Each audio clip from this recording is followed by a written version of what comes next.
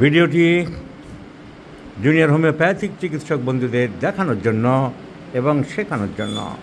নামধাম দেখাচ্ছি না, মুখটাও দেখাচ্ছি না। ছেলেটি থাকে বাংলাদেশ থেকে এসেছে, from the district Magura. Identity চাইছে না, তাই দেখালাম না।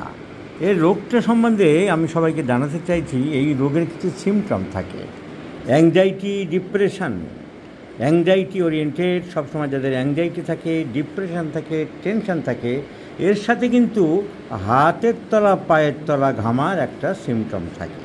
তাই যেসব মেয়েরা পরীক্ষা দিতে গিয়ে palms and sweats, sole sweats too much, they are নার্ভাসনেসের কয়েকটি সিমটমের মধ্যে একটি ইম্পর্টেন্ট হলো হাতের তলা পায়ের তলা খুব ঘামে। 2 নম্বর হচ্ছে আঙুল নখ কাটবে, আঙুল মুখে দেবে, নখ কাটবে। 3 নম্বর হচ্ছে সেটা দেখাতে হয় কেমন একটা ঘোরানো যায় কি দেখি। এইগুলো কিন্তু মনে রাখবে, দে আর ভেরি নার্ভাস। প্রেসক্রিপশান খুব ইজি হয়ে যাবে তোমাদের। যারা কথা বলার সময় দেখবে সবসময় এরকম করছে, বুঝতে হবে ভিতরে একটা নার্ভাসনেস খুব ফিলিং হচ্ছে। এইরকম আমি ক্যামেরা ঘুরিয়ে দেখাচ্ছি।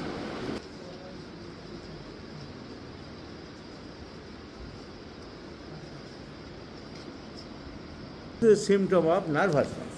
তাহলে একটা মেন সিমটম হলো profuse perspiration of the palms and sols.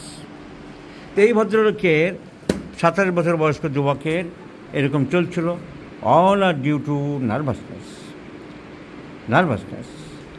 And this nervousness comes from different angles, from different circumstances. So it should be treated accordingly, with logical mind, with rational thinking, with judicial judgment. তা না করলে রোগ সারবে না। এই ভদ্রলোক বিভিন্ন জায়গায় দেখিয়েছিল। আর এখন বাংলাদেশে কিছু দুনিয়ার ডাক্তাররা ওই আমার কোচিং কিছুদিন করে নিজেদের বড় বিজ্ঞ হোমিওপ্যাথ ভাবতে আরম্ভ করে, এই পোস্টারে ওষুধ পাঠাচ্ছি, এই করছি, কিন্তু রোগী ছাড়ছে না। বড় বড় বিজ্ঞাপন। এই ভদ্রলোক তো দেখালো ঢাকায় ওই মোজাম্মেল বলে কাকে বেশ কিছুদিন দেখালো, কয়েক মাস, কিন্তু রেজাল্ট 0। কদিন আগে একটা পেশেন্ট এসেছিল ওই পাবনার কি কলেজ, এডওয়ার্ড কলেজের গেটের পাশে কে বসে, কি হাসান, তো সেও কদিন ধরে ওষুধ খেয়ে একদম সর্বনাশ হয়ে চলে এলো। তাই আমি এই ভিডিওর মাধ্যমে বাংলাদেশে যারা অনেকে দেখছেন বা দেখে থাকেন আমার ইউটিউব চ্যানেল, তাদেরকে সাবধান করে দিচ্ছি। এই কিছু জুনিয়র হোমিওপ্যাথ বিরাট বিজ্ঞ সেজে ওই কলেজের গেটেই বলুন কিংবা ঢাকায় এই সমস্ত বসে আছে। তার থেকে পুরানো যারা আছে, এখনও যারা অরিজিনাল হোমিওপ্যাথি চর্চা করছে, যেমন রুহুল আমিন সাহেব, ঢাকা গভর্নমেন্ট কলেজের অধ্যাপক, তারা এখনও যথেষ্ট নিয়মকানুন মেনে চিকিৎসা করে। যেমন সাভারে আশরাফুল হক, যেমন ডাক্তার চৌধুরী যেন ভুলে গেলাম, এরা পুরানো দিনের হোমিওপ্যাথরা এখনও ক্লাসিক্যাল করেন। ফারুক সাহেব, তো চেষ্টা করা যেতে পারে। কিন্তু নব্য যুবকেরা উঠতি, বিরাট শিখে গেছি, বিরাট পণ্ডিত হয়ে গেছি, ওই এডওয়ার্ড কলেজের গেটের দিকেই বলুন, আর ঢাকার ওই মোজাম্মেল কী সব নাম শোনা যায়, একবার সর্বনাশ হয়ে যাচ্ছে। প্রচুর রোগী এদের কাছ থেকে ফেরত চলে আসছে। তাই এই প্রসঙ্গে আমি সাবধানও করে দিলাম।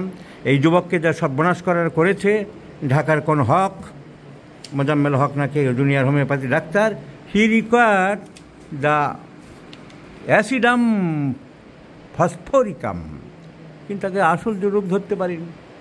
The disease is cause due to nervousness ধরার ক্ষমতা নেই, সে মরদ নেই। কুলোপানার চক্কর একটা কথা আছে না, যে বড় বড় কথা, বড় বড় বাত। তো আমি দেখিয়ে দেবো এই যুবক, ও বলেছে যে পুরো সেরে গেল, ক্যামেরার সামনে আসবে, সেদিন আমি বলবো, দেখাবো। So this is the art of prescribing, my friends.